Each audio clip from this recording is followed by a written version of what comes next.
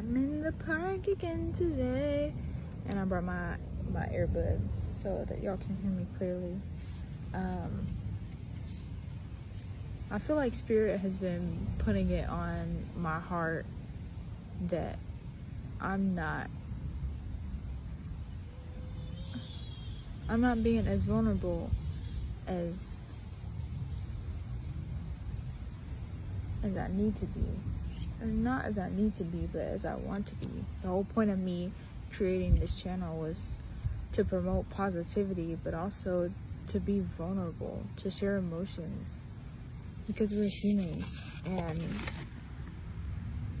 I know that people, they will resonate what I go through, and I'm sure we'll have some connected experiences.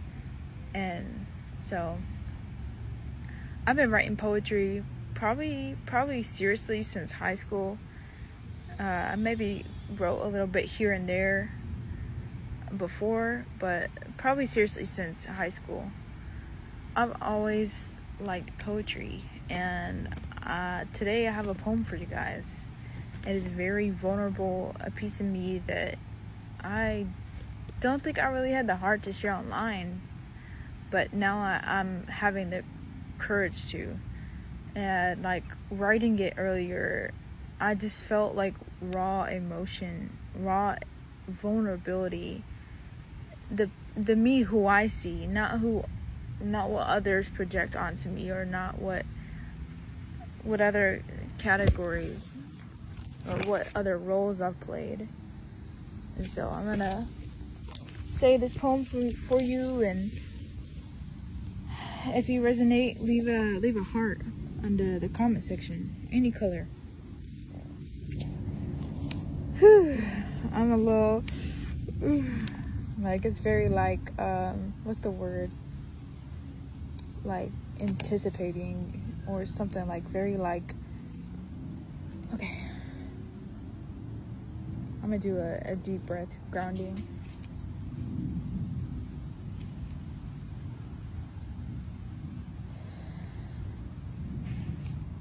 This is the growing pains of renewal. Space and time ceased to exist. She felt stuck in a vortex of her own trauma.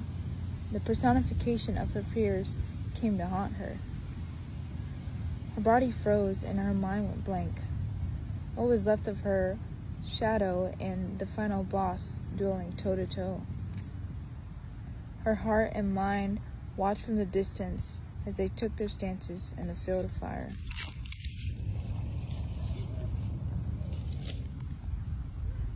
Trauma sent images of betrayal, abandonment, and neglect. Shadow responded with images of a little girl. Trauma through learned core beliefs of unworthiness, guilt, and shame. Shadow responded with a younger version of her, desperately seeking love through the form of avoidance to protect her heart.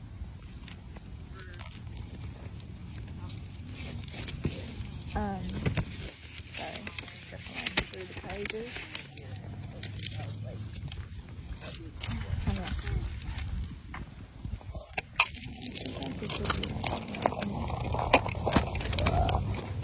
Okay.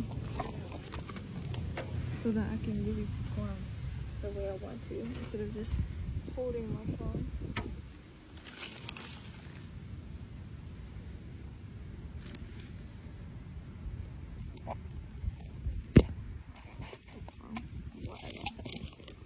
Whatever. Images of relationships appeared. Her father gone, mother chasing after him. Mother in the Dollar Tree line, sweating and counting coins, wondering what she and her daughter were going to eat that night. Father in a brown jumpsuit, engulfing preservatives, marked it as pizza because that was all the food he could get out of a 6x8. Grandmother lying restlessly in her bed with a Grim Reaper right beside her. Mother swimming in a lake of her own tears because she never got to say goodbye. Mother far too gone in her mind, missing life as it passed by. Father frustrated with the 9 to 5, back out into the streets serving fiends, worried about what his family was gonna eat, trying to make it out alive. Betrayal popped in to say hi. Auntie and cousins swearing on the Bible that they loved her, only to tie her to a cinder block and push her into the same lake that she cried.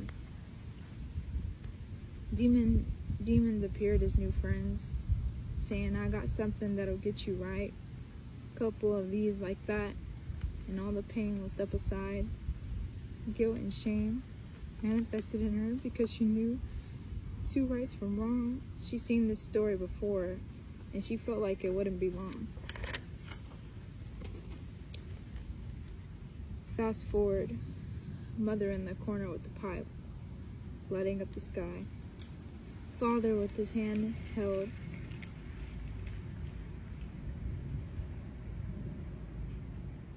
Father with his hand held high, right above the place with the purple spot. She knocked, she pounded, she begged, but no one came.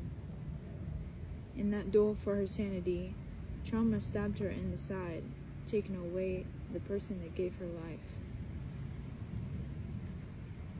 The little girl came to the front, reminded of her fears she used to run from.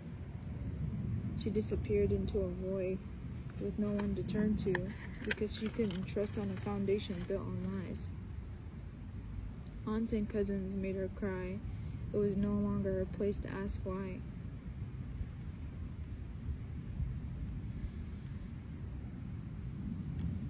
They thought this lasted a day. How bright. Trauma struck her down with one shot. She grew up in isolation, no trust, depending on the numbness to get her by, and it did its job. She grew up in a system feeling unwanted, carrying the burdens of the pain of everyone else, keeping hers on the back burner. She felt obligated to return to everyone that was hurting. She got placed with a wonderful family, but she was too scared to cry. They saw through her pain, and not picking at a vein, but trying to lead her back to sanity. They found small moments that reminded her of her destiny. So she found love again through giving, never really quite learned the lesson. Trauma was a quiet beast, and it didn't show itself at first. Then all of a sudden, all the memories started flooding. How could she deal with people who cared, never figuring out that the love she sought for was already there? We'll look into the future through the window of the soul, and there you will see it. The ending, airing, bold.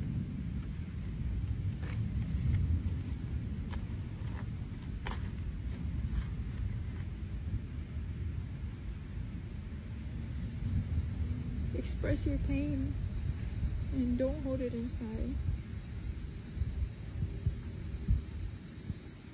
Not for anyone else and not for the sake of your mental health, but for the sake of you and speaking your truth.